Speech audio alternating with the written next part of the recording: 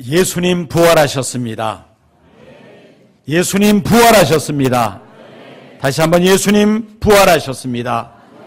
사망의 권세를 깨뜨리시고 예수님 다시 살아나셨습니다.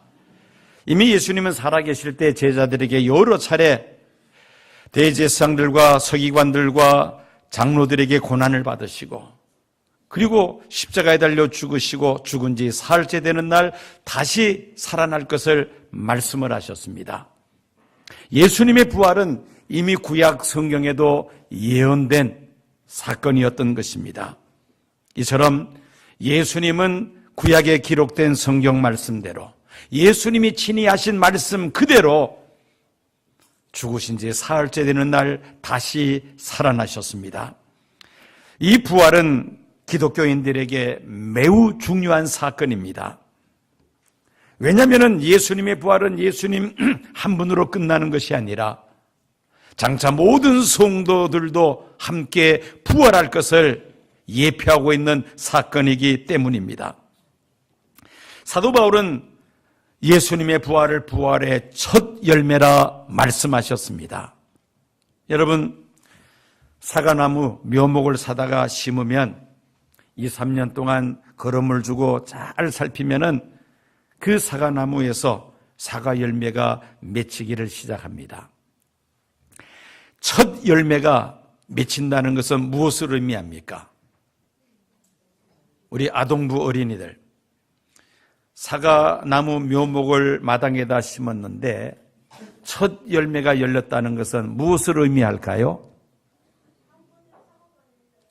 앞으로도 계속해서 그 나무에서 무엇이 주렁주렁 맺힐까요? 그렇지, 사과가 주렁주렁 맺힙니다. 이것이 바로 첫 열매의 의미이죠. 예수님의 부활은 부활의 첫 열매가 된다는 것은 장차 모든 성도들이 예수님 부활하신 것처럼 부활하게 될 것이라는 하나의 예표적인 사건입니다. 그래서 예수님의 부활은 매우 중요한 사건입니다. 이 성도의 부활은 이미 구약 성경에 예언된 사건이죠. 예수님 오시기 수백 년 전에 다니엘이 성도의 부활을 예언했습니다. 다니엘서 12장 2절 3절 보면은 땅의 티끌 가운데서 자는 자들 중에 많이 깨어 영생을 얻는 자도 있겠고, 수욕을 받아 무궁히 부끄러움을 입을 자도 있을 것이며, 지혜 있는 자는 궁창의 빛과 같이 빛날 것이요 많은 사람을 옳은 대로 도로하게 한 자는 별과 같이 영원토록 비치리라.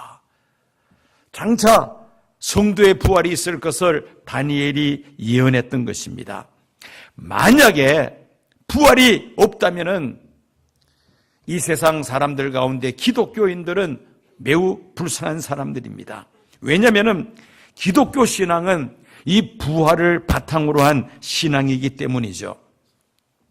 부활에 대한 소망이 있기 때문에 세상 살면서 우리가 모든 것을 희생하면서 교회를 위하여 봉사하며, 수많은 믿음의 선진들은 생명을 바쳐가면서까지 믿음을 지켰습니다. 부활에 대한 소망이 있기에 눈에 보이는 썩어 없어질 세상 것들을 위하여 살지 않고 눈에 보이지 않는 영원한 하나님 나라를 소망하며 살았습니다. 그런데 그 부활이 없다면 그 모든 수고가 다 허위로 끝나버리며 그 소망이 물거품이 될 것입니다. 그래서 이 부활 신앙은 우리 기독교인들에게는 매우 중요한 신앙입니다.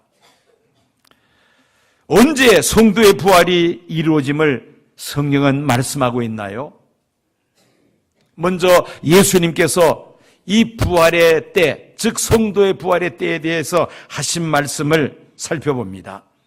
마태복음 24장 29절에서 31절까지 말씀을 보면은 성도의 부활이 언제 이루어질 것인지를 분명히 말씀하셨습니다.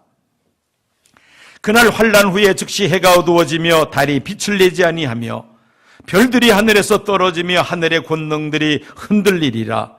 그때 인자의 징조가 하늘에서 보이겠고 그때 땅의 모든 족속들이 통곡하며 그들이 인자가 구름을 타고 능력과 큰 영광으로 오는 것을 보리라.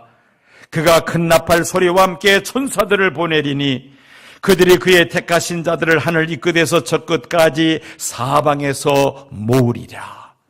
이 세상 끝날에 예수님께서 다시 오실 때에 성도의 부활이 있을 것을 예수님께서 말씀하셨습니다. 사도 바울도 성도의 부활이 언제 있을 것인지를 분명히 말씀하였습니다. 고린도전서 15장 51절 52절 말씀을 보면은 보라 내가 너희에게 비밀을 말하노니 우리가 다 잠잘 것이 아니요 마지막 나팔의 순식간에 호련히 다 변화되리니 나팔 소리가 나며 죽은 자들이 썩지 아니할 것으로 다시 살아나고 우리도 변화되리라. 마지막 나팔 소리, 예수님 다시 오실 때에 성도들의 부활이 이루어질 것을 말씀하고 있습니다. 데살로니가전서 4장 16절을 보면은 주께서 호령과 천사장의 소리와 하나님의 나팔 소리로 친히 하늘로부터 강림하시리니 그리스도 안에서 죽은 자들이 먼저 일어나고 그 후에 우리 살아남은 자들도 그들과 함께 구름 속으로 끌어올려 공중에서 주를 영접하게 하시리니 그리하여 우리가 항상 주와 함께 있으리라.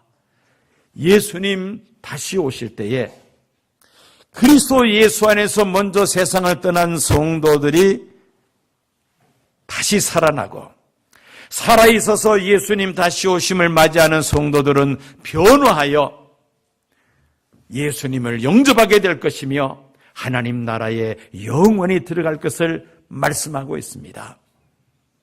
성경은 성도의 부활의 때에 대하여 분명하게 말씀하고 있습니다.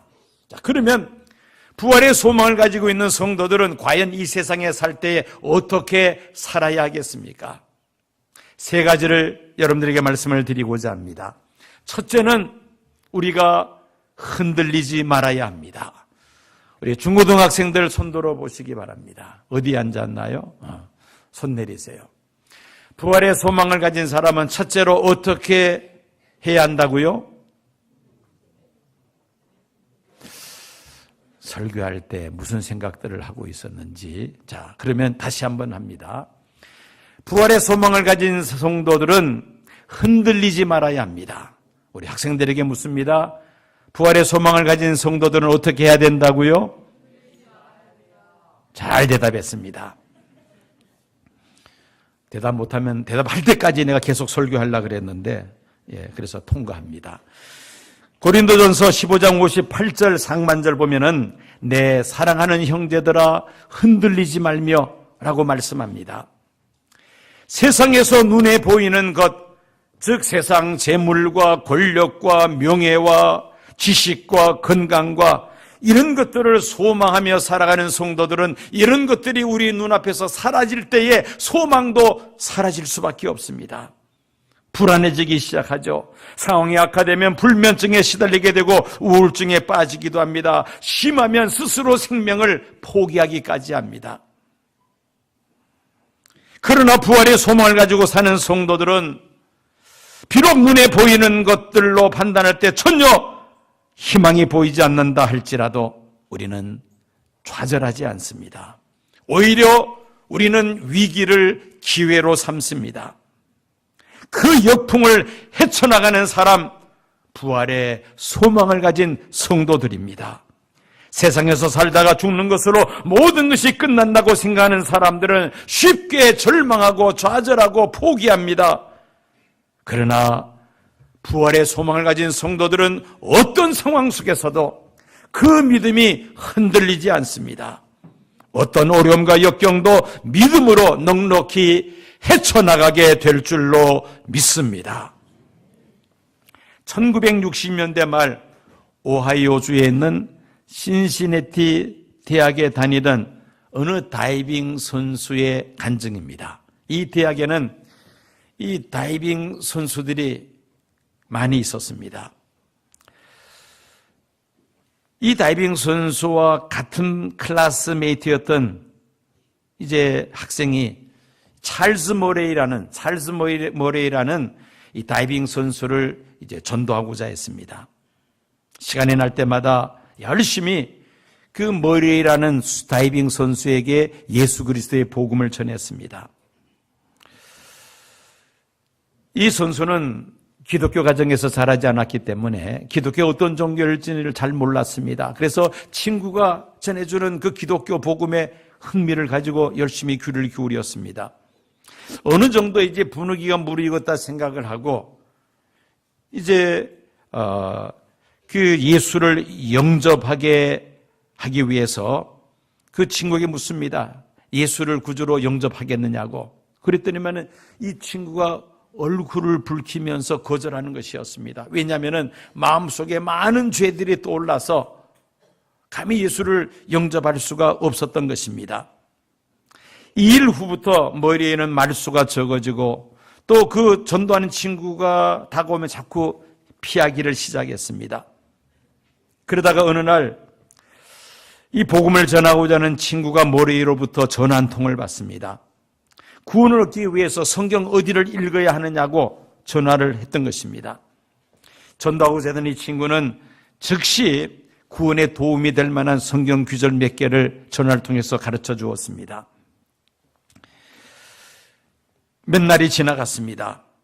소문을 통해서 들었는데 모레이가 드디어 예수를 구주로 영접했다는 그런 소식을 들었습니다. 그런데 이 모레이라는 다이빙 선수가 예수를 구주로 영접하게 된 데는 아주 감동적인 그런 사건이 하나 있었습니다.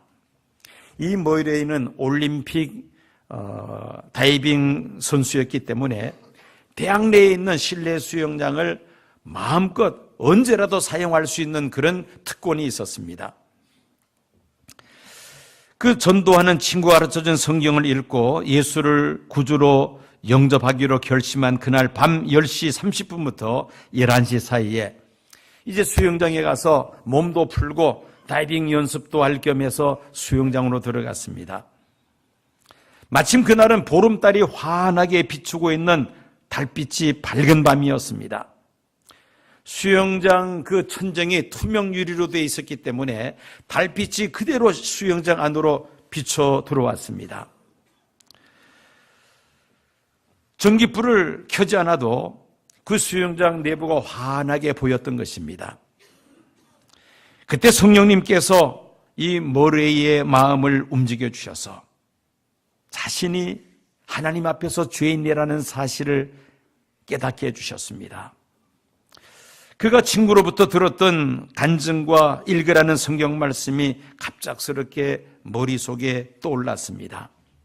이런 생각을 하면서 다이빙 때에 올라서서 이제 양팔을 들고 몸의 균형을 잡고 있는데 바로 그 순간 이 모레이는 수영장 벽에 나타난 십자가를 바라봅니다. 달빛에 자기 그림자가 벽에 비쳤던 것입니다. 그것이 십자가로 보였던 것입니다. 두 손을 높이 들고 호흡을 고르는 모습이 달빛에 비춰지면서 십자가로 보였던 것이죠. 그 십자가 그림자를 보는 순간 모레이는 더 이상 자신의 마음을 짓누르는 죄의 무게를 견딜 수가 없었습니다. 그만 그 다이빙대에서 주저앉아서 엉엉 울면서 자신의 그동안에 지었던 죄를 회개했습니다. 이렇게 모레이는 지상 6m 상공의 다이빙대에서 예수를 구주로 영접하고 그리고 회개 기도를 했던 것입니다. 그런데 바로 그 순간 수영장 안에 이 전기불이 환하게 실내를 밝혔습니다.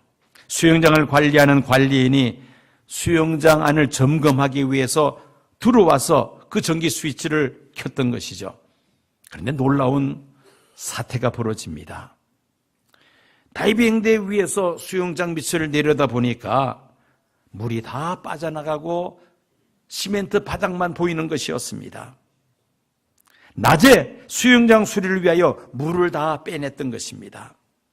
만약에 모레이가 다이빙대에서 그냥 뛰어내렸다면은 물 위의 높이가 6m, 그 다음에 물의 깊이, 수영장 깊이가 3m, 9m 되는 높이에서 뛰어내려서 그만 즉사할 수밖에 없었을 것입니다.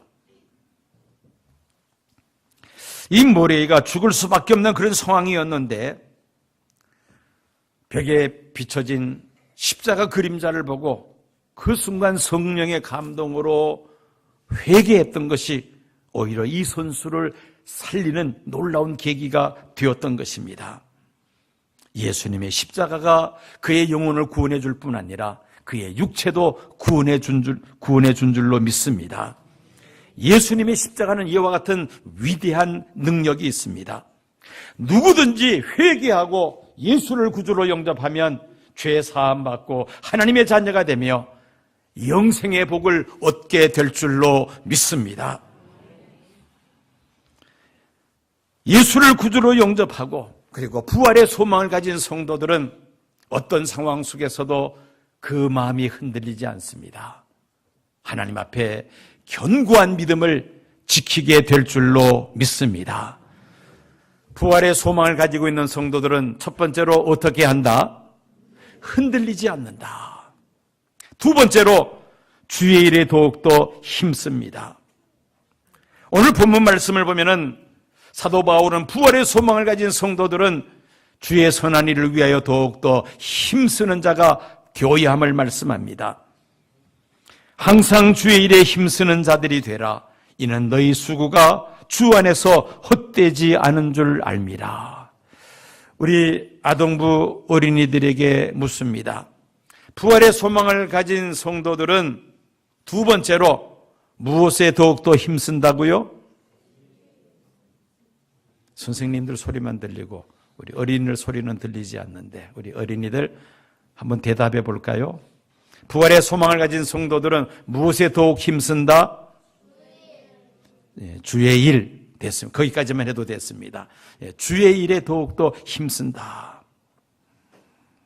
왜냐하면 성도들이 부활하는 날은 예수님께서 각 사람의 행한 대로 상을 주시는 날이기 때문입니다. 오늘 부활절 콘테스트를 이제 끝내고 나면은 다음 주일에 시상을 하려고 합니다. 어느 기관에서 가장 잘 장식을 했는가 시상식을 할 겁니다. 여러분, 주님 앞에 서는 날에도 시상식이 있습니다. 부활의 소망을 가지고 어떻게 세상을 살았느냐에 따라서 각 사람이 받게 될 상급이 다르다는 것입니다. 그러므로 그 상을 소망하는 성도라면 우리는 주의 선한 일에 더욱더 힘쓸 수밖에 없습니다. 5월 12일 교회를 위하여 충성스럽게 봉사할 평신도 지도자인 장로 안수집사 권사를 선출하고자 합니다. 부활의 소망을 가지고 정말 주의 선한 일을 위하여 앞장서서 충성 봉사할 일꾼들을 세우고자 하는 것입니다. 기도하면서 우리가 신중하게 일꾼들을 세울 때에 그 일꾼들을 통해서 우리 시온교회가 더욱더 크게 부흥하며 발전하게 될 줄로 믿습니다.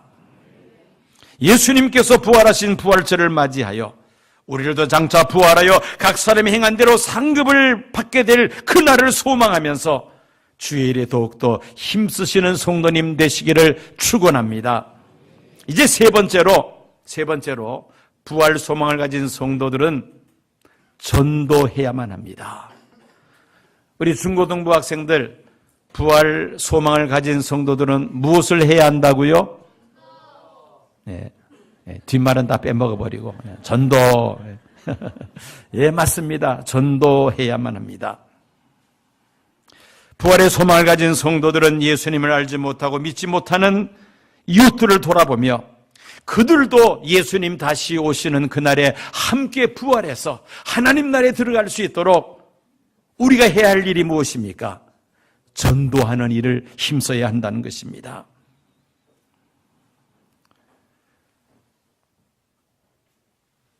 사람은 세상에 태어나서 죽는 것으로 모든 것이 끝나는 것이 아닙니다.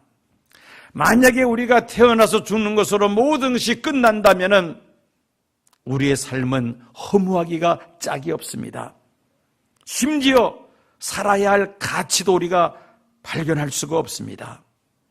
저는 장례식장에서 자주 경험하는 일입니다. 가끔씩 성도님들의 요청으로 예수 믿지 않고 죽은 분들을 위해서 장례를 집례할 때가 있습니다. 그럴 때는 설교할 때에 무슨 설교를 해야 될지 정말 막막하기만 합니다. 예수 믿지 않고 죽었으니까 지옥 갔습니다. 그렇게 말할 수는 없잖아요. 또 뻔히 예수 믿지 않고 죽은 것을 알면서 이분은 하늘나라 갔습니다. 또 거짓말 할 수도 없지 않습니까? 그러니 참 설교하기가 어렵습니다. 그런데 예수 믿고 돌아가신 성도님 장례식은 아주 확신을 가지고 기쁨으로 장례식 설교를 할 수가 있습니다. 비록 그 영혼은 세상을 떠났지만 우리가 다시 만날 소망이 확실하기 때문입니다. 예수님의 부활이 없다면 아마 장례식 때 목사들이 할 말이 별로 없을 것 같아요. 그런데 예수님의 부활을 우리가 믿기 때문에, 부활을 소망하기 때문에 자신 있게 담대하게 위로의 설교를 할 수 있다는 말씀입니다. 성도들에게는 부활의 소망과 함께 각 사람이 행한 대로 상급이 주어지는 시상식이 반드시 있습니다. 그래서 우리는 적당하게 내가 편리한 대로 신앙생활을 해서는 안 됩니다. 흔들리지 아니하고 주의 선한 일을 위하여 앞장서서 충성 봉사하게 됩니다. 우리 주님께서 주실 상급을 소망하면서 흔들리지 아니하며 주의 선한 일을 위하여 더욱더 힘쓰며 전도하시는 귀한 성도님들 되시기를 축원합니다. 이제 말씀을